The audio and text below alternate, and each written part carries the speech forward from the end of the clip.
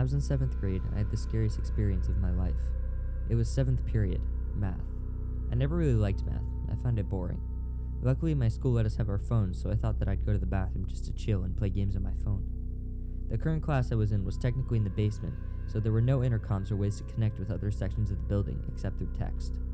Anyways, I asked my teacher if I can go to the bathroom, and they excused me. I went to the bathroom that was further down the hall. To be honest, the school was a little creepy down there. There were no windows, unlit hallways, and only a few classrooms. Rarely would you actually meet somebody walking down the hallways because there were only a couple of classes in session down there at a time. The downstairs section of the school was massive. It would probably take you 3 hours just to walk around in a straight line in the outer hallways. I walked down the hall and took a couple of turns to the bathroom. I went in and leaned against the wall and pulled out my phone. I sighed when I realized that I had no service. I was hoping to text some friends, but instead I played some games because I had no cellular data. Then, about 5 minutes later, all of the power to the school was cut. The bathroom went pitch black. I was absolutely terrified of the dark, despite being in 7th grade. I turned on the light to my phone and found the door to the bathroom. I opened it and found the whole hallway to be vacant with no lights on whatsoever. The only lights that were on were the very small emergency lights. The small light provided by them let me see a silhouette of a person walking down the hallway.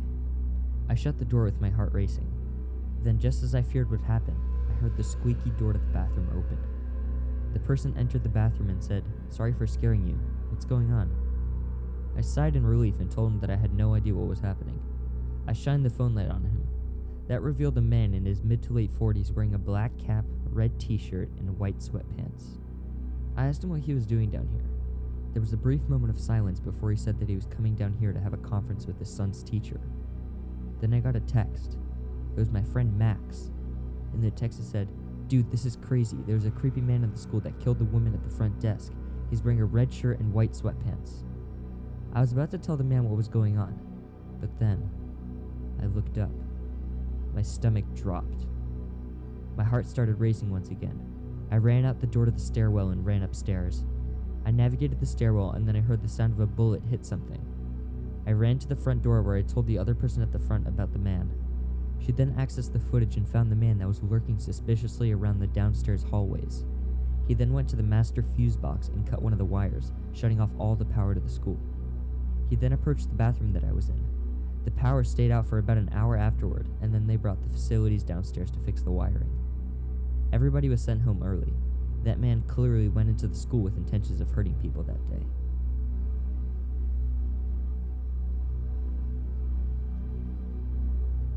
I used to work as a technology manager at a public middle school in New Jersey. The school servers and computers were obviously in the basement, so that's where I spent most of my time. Most people would think that the basement is scary, dark, or dirty, but it's actually surprisingly nice down there. The floor is carpeted, the place is air conditioned, and there are actually a couple of very nice offices down there. The server farm isn't that big. It's probably the size of maybe 2 or 3 normal-sized classrooms. The actual server farm wasn't big, but the entire basement was massive. It stretched the whole length of the school. The offices were on the other side of the basement, so it was quite a hike to get to the offices from the server farm. It would be a walk through long, tight, and windy corridors. Most of the hallways just led to other rooms with utilities to the school, like generators and other things like that. It was Friday afternoon. I was feeling pretty lazy because my whole week before that had been packed. I was repairing one of the Wi-Fi routers in the server farm because it was broken, and then the school phone that was on the wall started ringing. I walked over to it and picked it up. It was the person at the front desk. They told me that there was a potentially dangerous person in the building and that the school was going into lockdown. A chill ran down my spine. I was trying to decide whether to run from my office or to turn off the lights and hide in the bathroom. I thought I'd just turn off the lights and hide in the bathroom. I would have locked the basement entrance door, but it was by the offices, and it was risky to walk all the way over there. I pulled out my phone while hiding in the bathroom as a distraction. It felt like an eternity. I was texting some friends about what was happening. Then, in the distance, I heard the creaky basement door opening. I cringed in horror. I heard loud, heavy footsteps pace around the offices. There was some type of commotion. It sounded like a bunch of things on one of the desks being jostled around.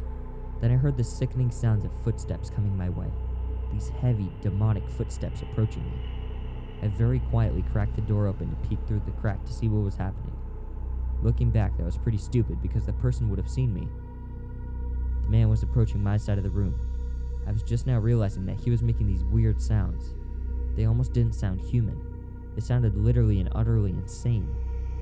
He was walking as if he was drunk in a zombie-like fashion. He was body slamming the servers. That's when I knew this was real. This man had to be insane or on some serious drugs. Then the man let out a gut-wrenching scream. Not a normal scream of pain or anger, but a deranged, insane scream.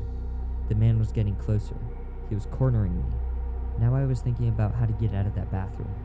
All I could think to do was to make a break for it to the upstairs. I took a deep breath over the deranged noises and opened the bathroom door. I sprinted around one of the servers and ran down the tight hallway.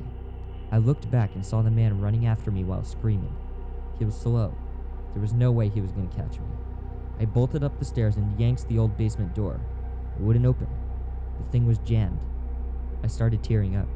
The horror was taking over me. The man was approaching. He started running up the stairs. Then, by some stroke of luck, a police officer opened the door with force and caught me as I fell into his arms. I yelled at him, telling him that there was a man, possibly unstable or drugged, that was chasing me. The other officers nearby ran over to help. One of the officers caught the man while he screamed incomprehensive things at me and the officers. The man was cuffed and brought outside. The man's behavior was so violent they actually had to cuff his legs and carry him out of the building. This is the closest I've ever been to dying. Had that officer not been by the door, I don't want to imagine what could have happened. I never figured out what became of the man, but I always assumed that he was sent to a mental hospital far away from anybody that he can hurt. Working for the last couple of weeks in the basement has been terrifying. The school is pretty nice, so they actually hired another person down there to stay with me just to make me feel a little better. I'm thinking about transitioning jobs because I don't think the pay is worth the horror of that situation. Every single night since, I've been bolting up in the middle of the night while sleeping because of that horrifying image of the man walking up the dark stairway. This is something I'll never forget. It'll haunt me for the rest of my life.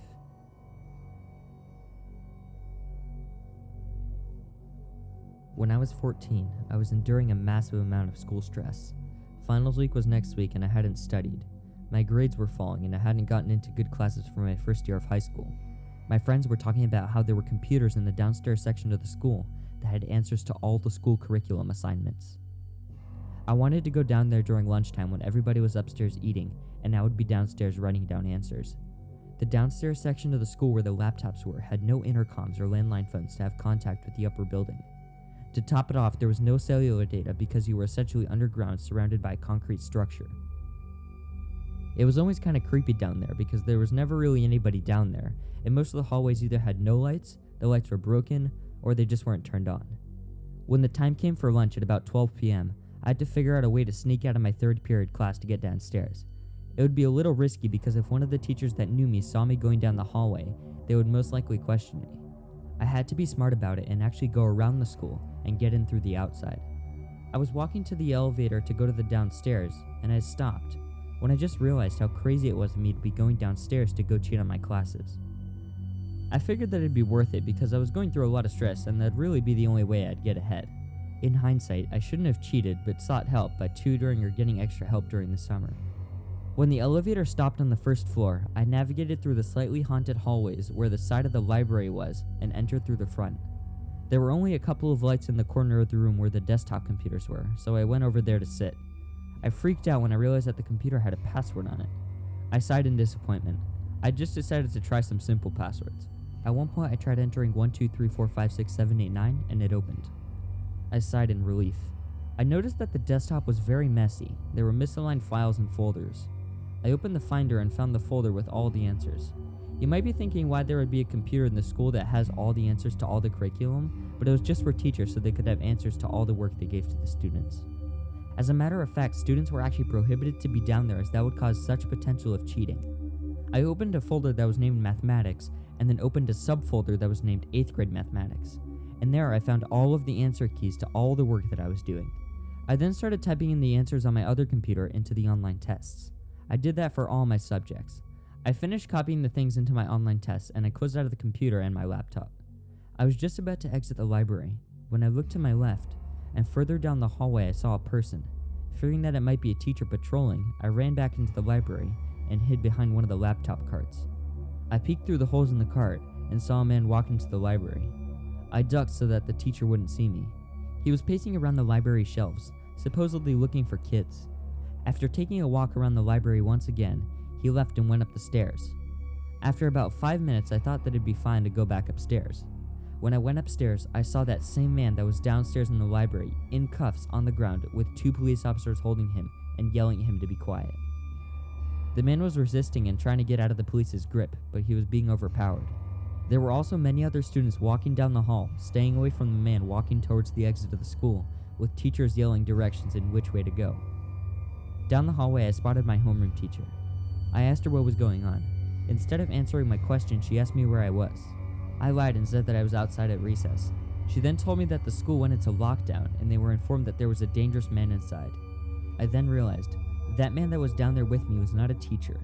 He was a man with intentions of killing people that day. Kids. I hid the rush of horror that I was feeling. Nevertheless, I followed everybody outside. Outside of the school, there were probably 20 different police cars around. One of the officers approached me and told me to call my parents with their phone. I called my mom and told her what happened, but I didn't tell her about how I was downstairs in the library because that could lead to problems.